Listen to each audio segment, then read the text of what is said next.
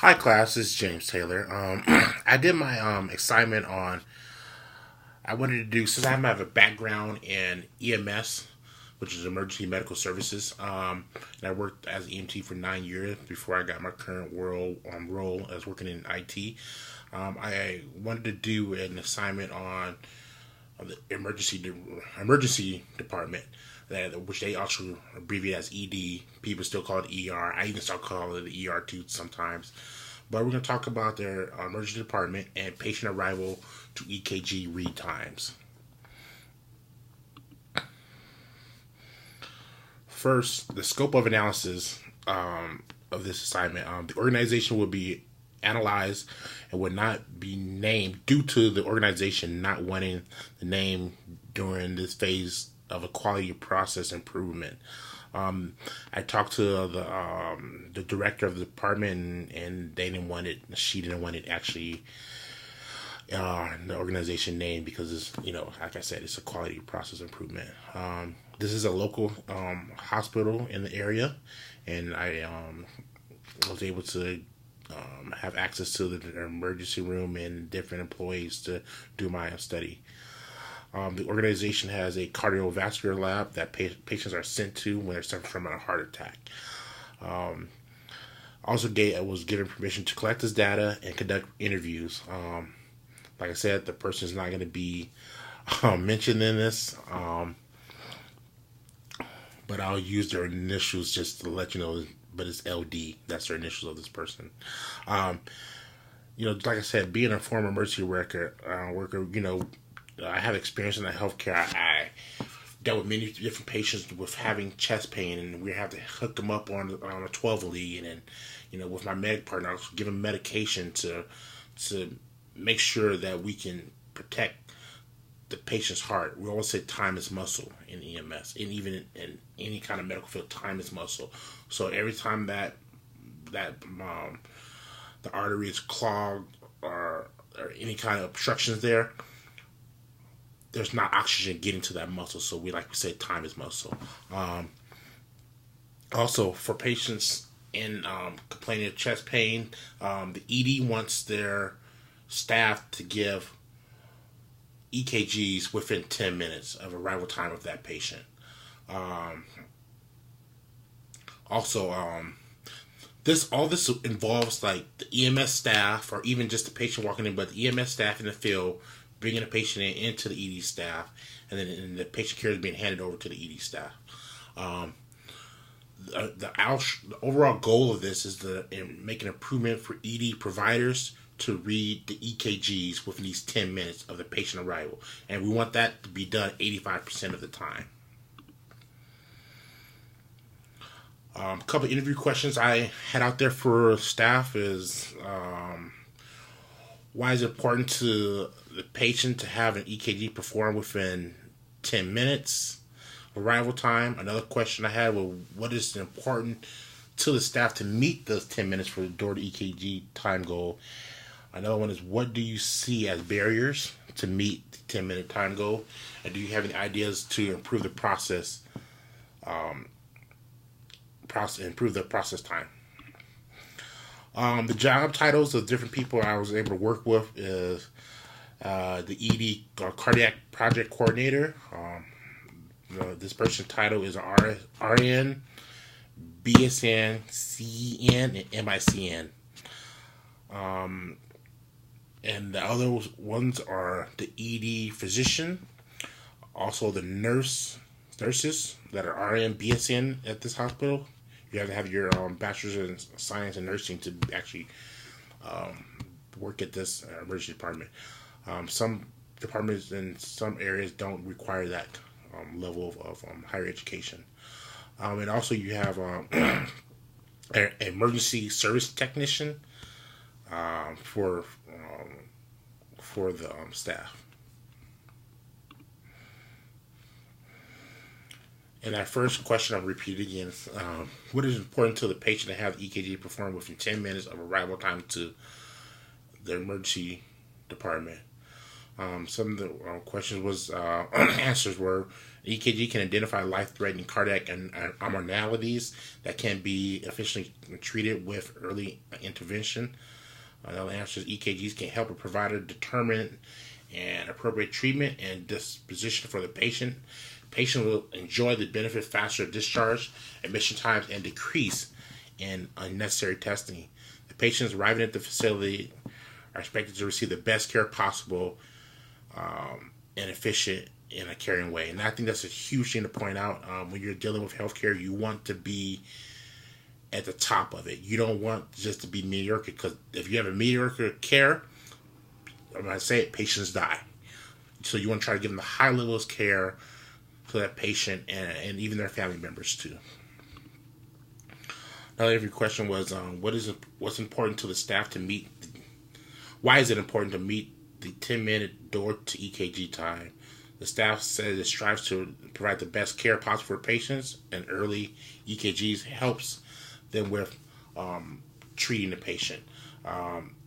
The facility is also accredited with American College of Cardiology, and has a chest pain center with primary PCI capabilities. In order to maintain this accreditation, they must continue to improve and maintain this door to EKG times and 10-minute goals. If they lose this accreditation, they lose patients, and they also lose another thing. In healthcare, we're all about helping people, but there is a money side involved in it, and they also lose money too.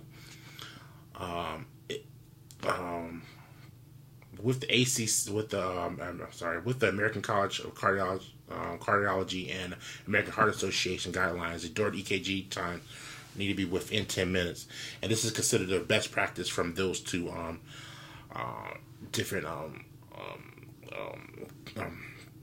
groups that deal with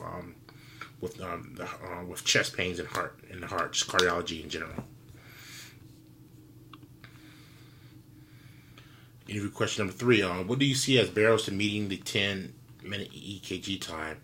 Some of the barriers they said is multiple patients having that same issue that need EKG. So if you got 5 patients coming with chest pain, that's going to be hard for you to try to meet that, because you're going to have to keep on running these patients in.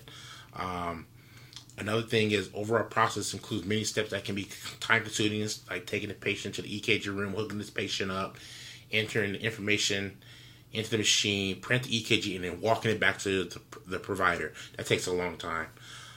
Providers may not always not available to read those EKGs, because they could possibly be doing something else or treating another patient or a critical patient. So these are the other factors you have to factor in there. Another response question was, do you have any ideas to improve the process to improve the time? They said they currently have a one EKG machine set up in the triage area, and add a second station for times when there are multiple patients that need the EKG. The patient should be left in an EKG chair while the tech is taking the EKG to the provider. Also, currently ED attendings and second and third year residents, because this is also a resident hospital, they are located in areas that are not close to triage area. Nurse practitioners or NPs and physician assistants or PAs work in the triage area, and they're always not allowed to read EKG machine printouts when normal. And allowing the NPs and PAs read the EKGs will also improve their process and eliminate some of this time difference that they're having with getting that meeting that criteria. I also have my process flow chart that you can look at. It's kind of hard, difficult to explain when this is arrows pointing everywhere, so I'll let you actually take a look at that.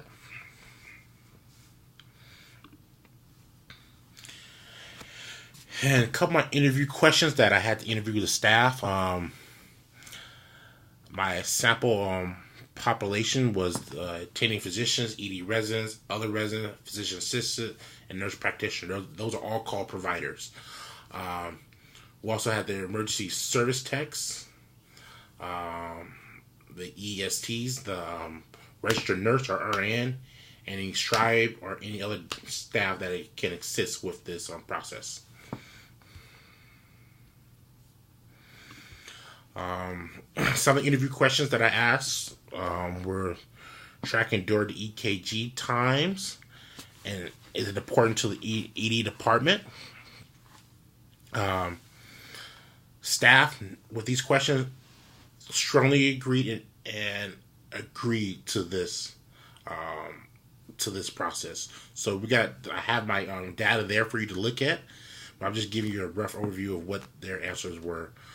It said for me personally, the EKG read times within 10 minutes of the arrival of a patient with ACS symptoms greater than 85% of the time. It said it was like agreed to neutral to strongly agree. Mostly those three questions for answers for that were done for that one. Another question was, I have been informed that EKG documentation should include interpretation, signature, and time read. The staff, they strongly agreed with that, which is a good positive sign. Another question I include in the EKG documentation, including interpretation, signature, and time read greater than 80% of the time. This is a provider response, and the provider strongly agreed to agree on this process.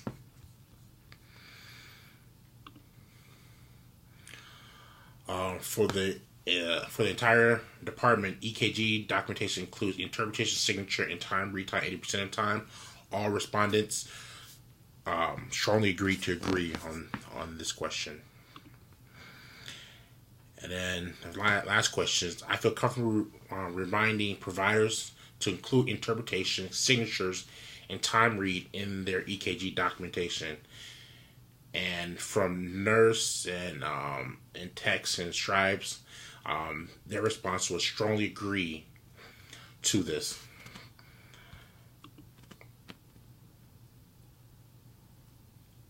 So, a lot of people, like I said, a lot of people agreed with these different processes, and I mean with the different questions that I asked them, and it went fairly good, and that's a positive sign for this emergency room department.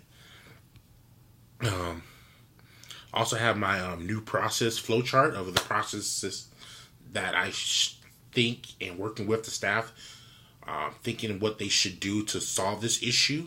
So you guys can take a look at that. Now for the recommendations for this, the recommendations, you should timestamp and timestamp machine and education is key. It's easy, inexpensive, and accurate. It also improves data collection for future interventions.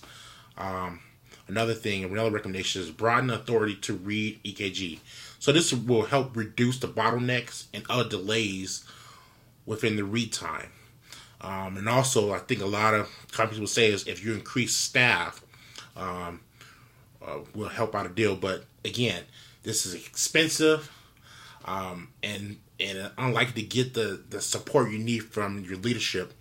So you got to kind of make things happen a certain way, and just it's one of those processes that there's budgets involved, and and this could affect many different things and how the ED actually responds to what they have to work with what they have to get a good response and actually meet these criteria for their patients. Another recommendation is continue monitoring of timestamp intervention to improve the standardization of the process. This is a low cost and time stamping machine readily available in the department. They have machines everywhere. Like I said, even in bedside, they'd have to go to this bedside and go to beds. There's actually EKG machines there too. This will be something they can use if it's like they get overflowed with like there's 6 or 7 patients came with chest pains. Well, let's get them onto the empty beds and hook them to EKG and do run an EKG there. So. And this will just help with that process of getting the EKG done and that read and improving the read time. Also just suggesting to certain tasks and stripes will remind physicians to document in the EKG. Hey doctor, hey nurse, hey NP. Just talk to providers and remind them, hey, I need this done. Let's get this going. This also help improve that process. And also focuses on improving registration to EKG segment. If they can get the patients registered and get everything docked and get everything going, that's going to help the process move along, because patients need to be put in the system, especially if they're not a patient of that facility. They need to be put into their EMR, electronic medical records, to actually be able to put that EKG information in. So now the chart's open, the digital chart's open. So now the doctors can look at it, nurses can look at it, and they can interpret what needs to be done for this patient.